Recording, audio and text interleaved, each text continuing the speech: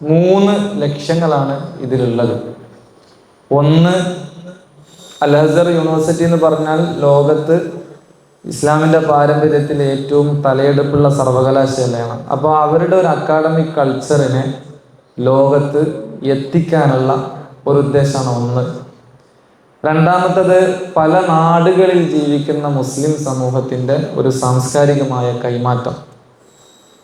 മറ്റൊന്ന്, ഒരു മിതത്വമുള്ള നമ്മുടെ ഈ സുന്നി ഇസ്ലാമിൻ്റെ ഒരു പ്രചരണം.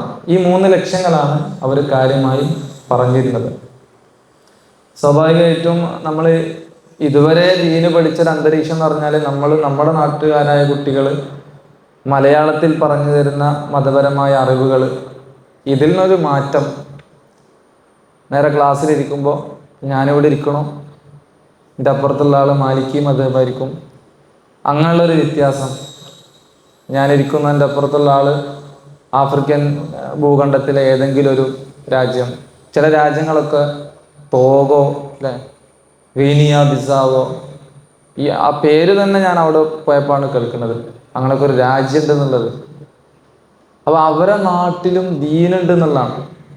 എത്രത്തോളം വെച്ചാൽ നമ്മൾ ഹാഫിലിങ്ങളാണ്. അപ്പോൾ ഞാൻ താൻസാനിയക്കാരനായ ഒരാളോട് അവരുടെ നാട്ടിലെ ഹിഫ്ള് പഠനത്തെക്കുറിച്ച് സംസാരിച്ചിരുന്നു.